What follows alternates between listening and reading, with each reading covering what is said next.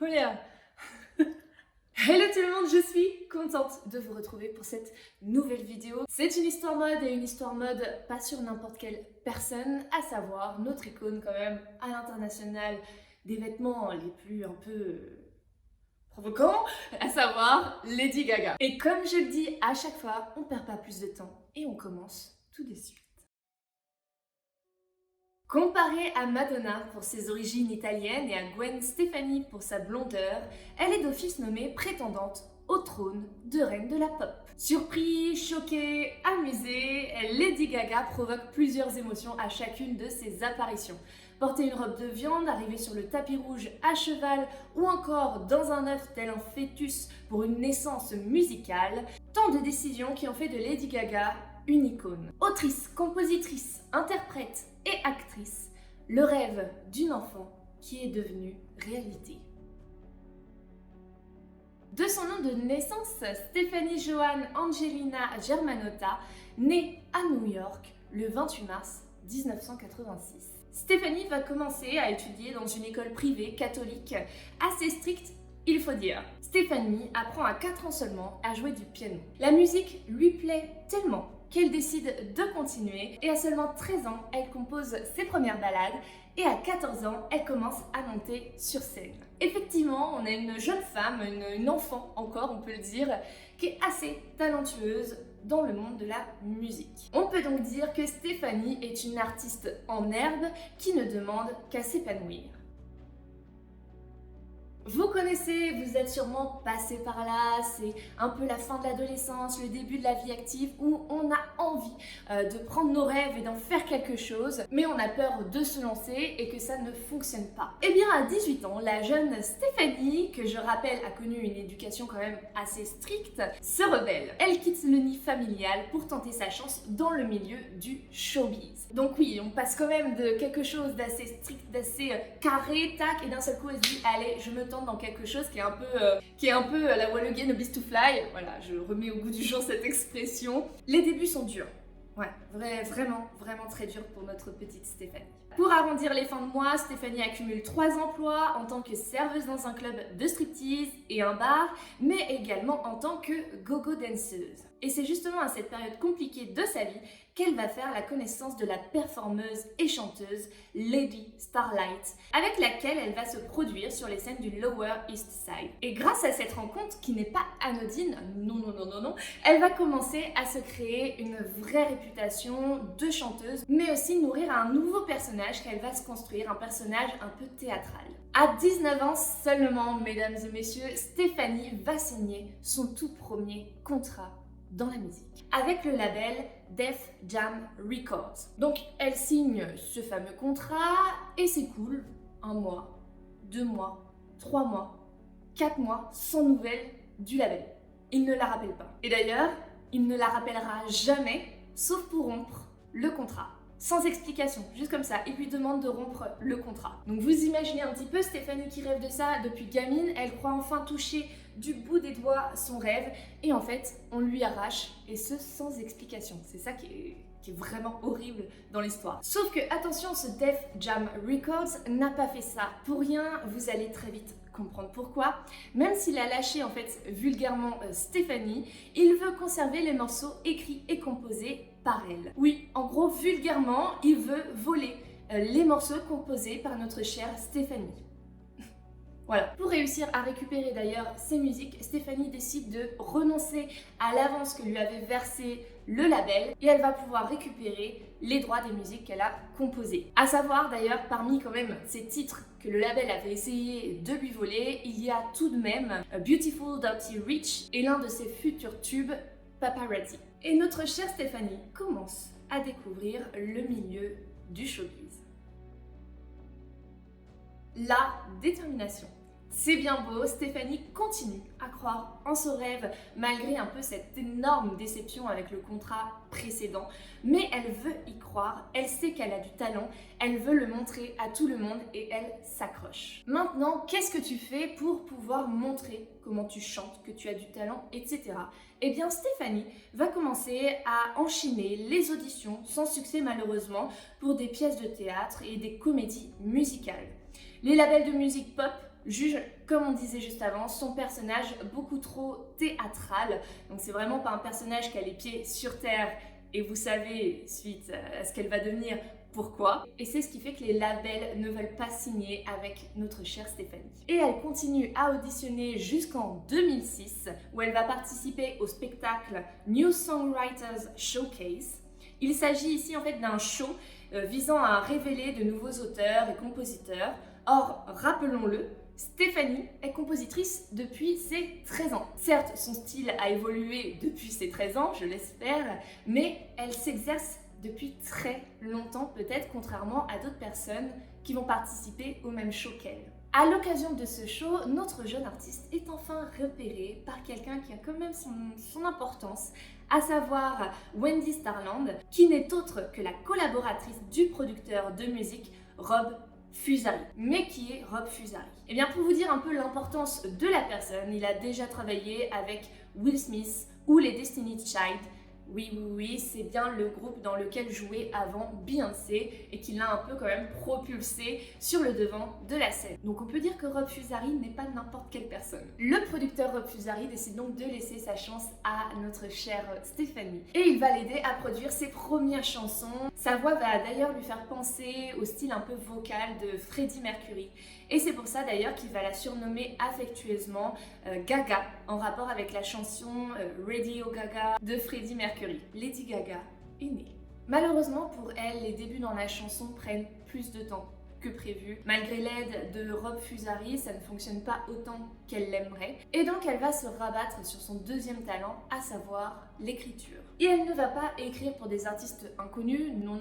Elle va quand même écrire pour Fergie, les Pussycat Dolls, Britney Spears, qui d'ailleurs, ces artistes sont signés dans le label de Akon. Or, quand tu veux envoyer ton texte à un chanteur, il va falloir que tu poses ta voix dessus pour que l'autre, en fait, le chanteur, puisse s'imaginer le rythme, etc. Du coup, notre chère Lady Gaga pose sa voix sur les musiques qu'elle écrit. Et sa voix ne va pas tomber dans l'oreille d'un sourd, puisque notre cher Akon va l'entendre. Il est d'ailleurs impressionné par la voix de Lady Gaga, sa puissance et sa justesse, et il décide donc de lui produire son premier album. Elle ne veut pas être une chanteuse parmi toutes les autres, ainsi, tout en travaillant son premier album The Fame, elle va monter un collectif créatif nommé House of Gaga. Quel est l'objectif de ce créatif ?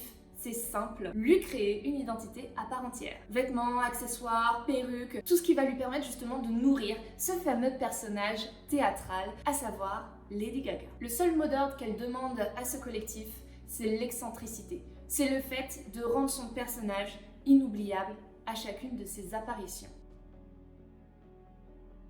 Le 19 août 2008, son premier album The Fame sort au Canada.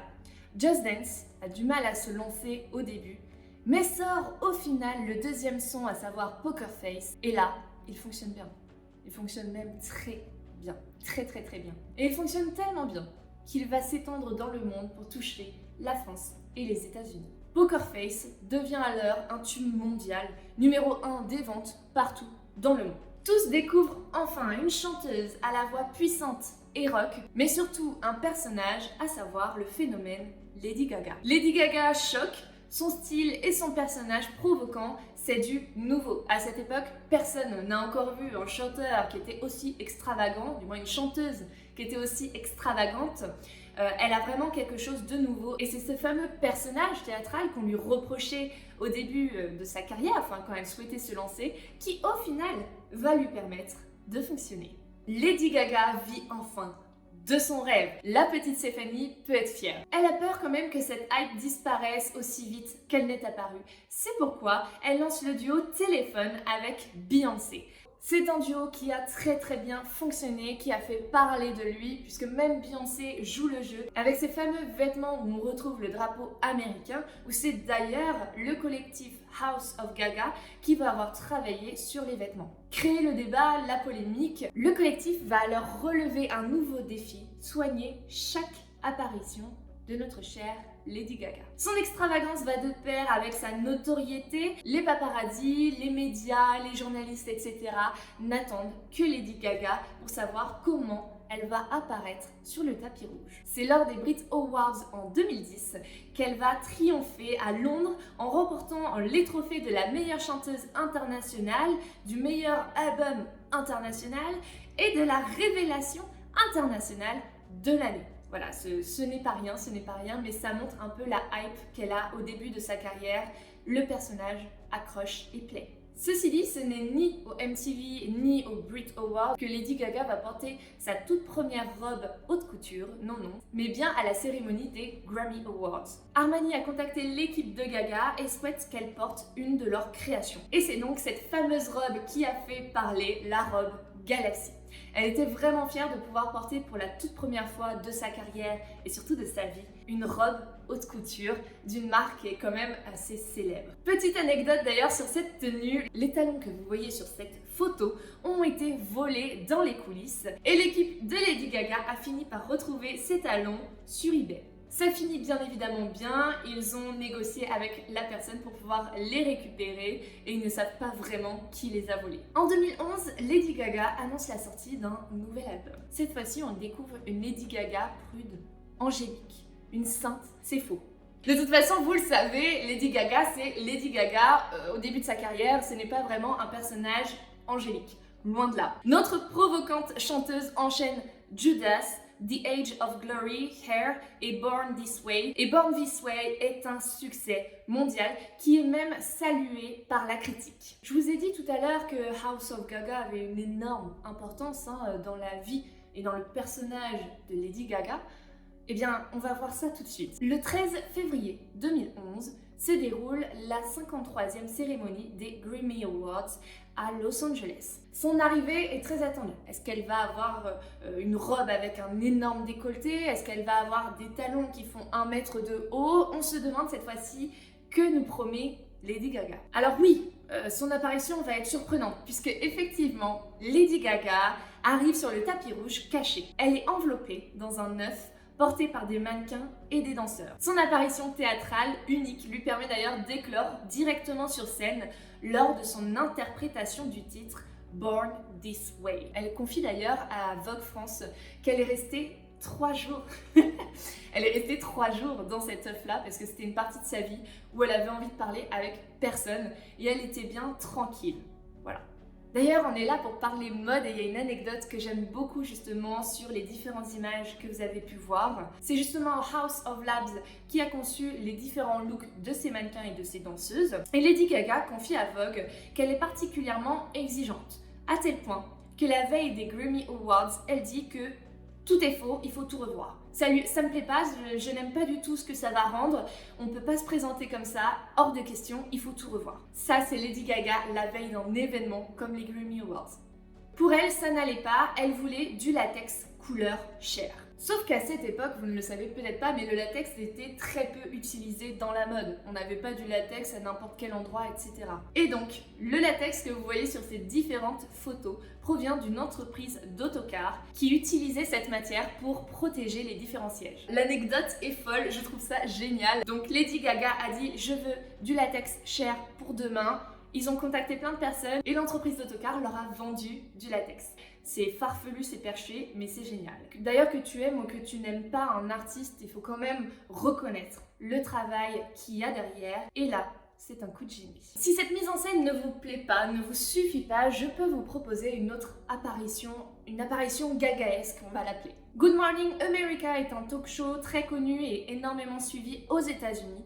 Et cette fois-ci, Lady Gaga va survoler la fosse pour rejoindre la scène. Je ne peux pas vous faire toutes les apparitions de Lady Gaga, une seule vidéo ne suffirait pas. Si vous avez bien suivi, il y a donc le premier et le deuxième album de Lady Gaga qui sont sortis et maintenant le troisième, Art Pop, va bientôt sortir. Et c'est à la cérémonie des American Music Awards que Lady Gaga va faire sensation. Sur son cheval blanc, elle arrive sur le tapis rouge telle une déesse italienne, en hommage d'ailleurs à une publicité de Versace dans laquelle elle joue. L'anecdote concernant ce look, c'est que le cheval est en fait son sac à main. Vous voyez déjà comment elle tient le cheval, donc en fait c'est l'anse du sac à main.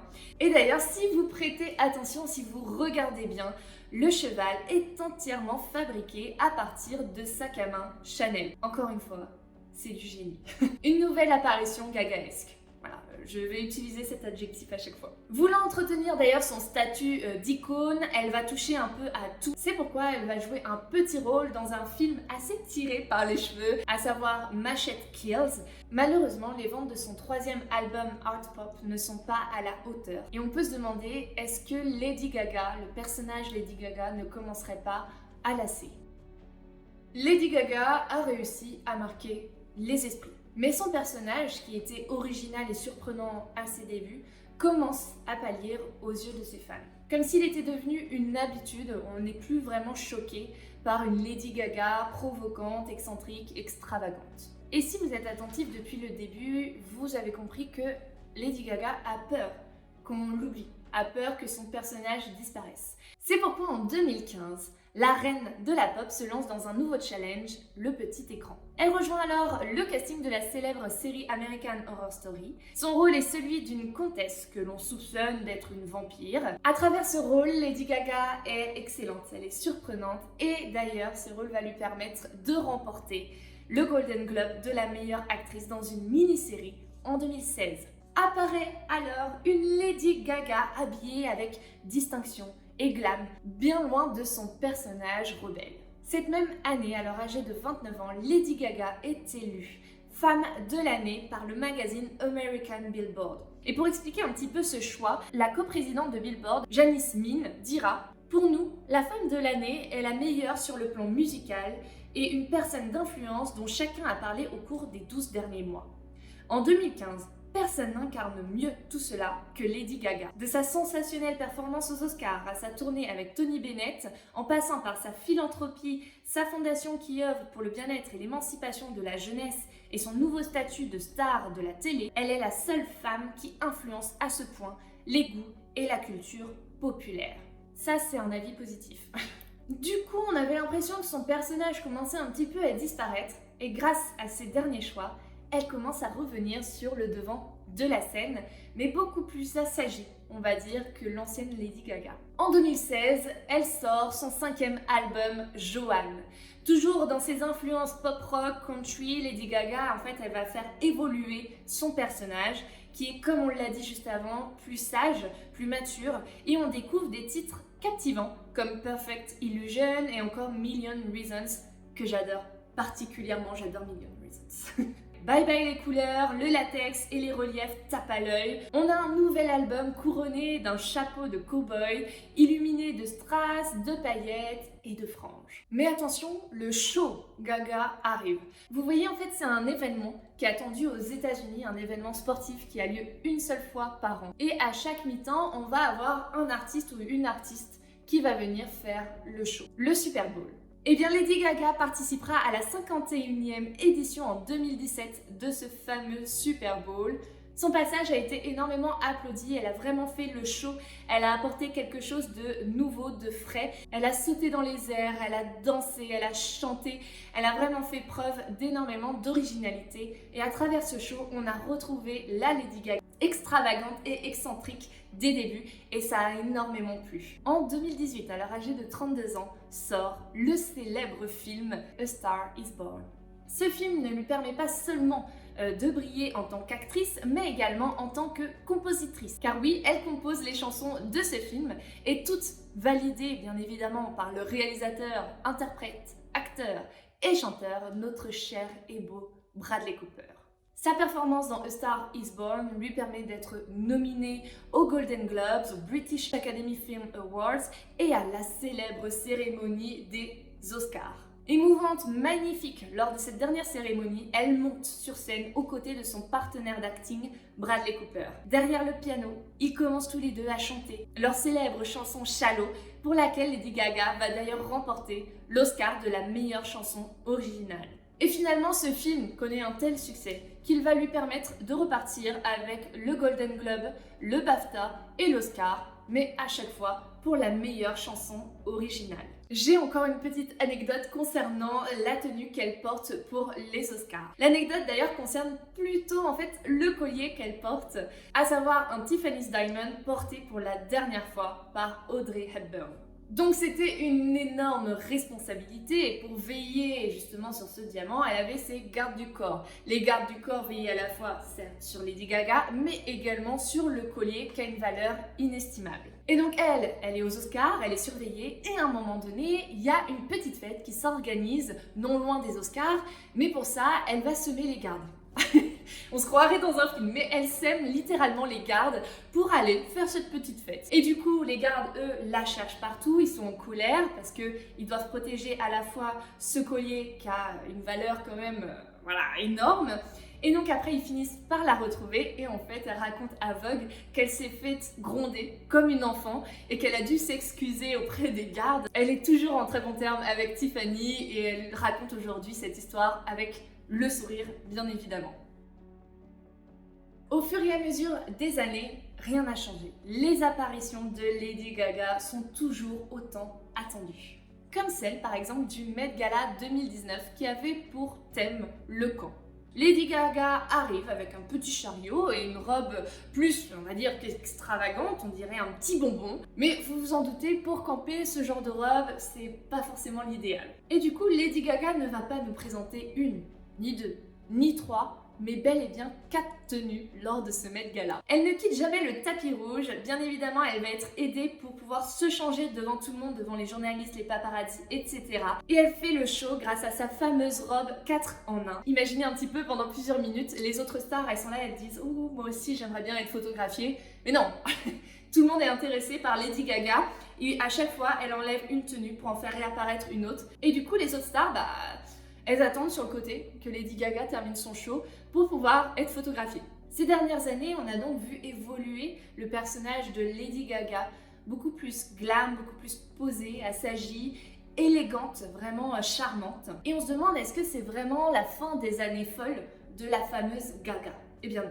Non, ne vous en faites pas, le show Gaga revient. Et il faut attendre 2020 avec l'arrivée de son dernier album, Chromatica. Lady Gaga laisse à nouveau son originalité, son excentricité s'exprimer. On va avoir Stupid Love, Rain on Me. Les fans sont plus que ravis de retrouver la fameuse Gaga du début. Dans ces différents clips, on va avoir des tenues extrêmement bien travaillées, extrêmement bien conçues. On retrouve le fameux show Gaga à travers ces différentes danses parce que Lady Gaga danse très bien, elle adore danser et on retrouve souvent ça dans ses clips et ça ne fait pas exception avec son dernier album. Le personnage excentrique, extravagant, provoquant de la fameuse Lady Gaga n'est donc pas fini.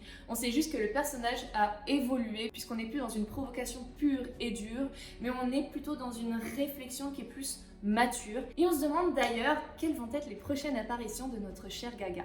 Et je vais conclure là-dessus. Je suis vraiment ravie de pouvoir inclure Lady Gaga parmi les histoires mode de cette chaîne. Ne pas en parler, ça aurait été vraiment un affront à la mode, puisque elle-même d'ailleurs, elle dit à Vogue France « I love become an art », donc j'adore devenir une œuvre d'art. Et c'est pourquoi je pense qu'elle avait son importance parmi les histoires mode. Dans cette vidéo, je n'ai bien évidemment pas pu parler de tout, puisque on va avoir par exemple une Lady Gaga qui rencontre la reine d'Angleterre, qui est habillée de façon...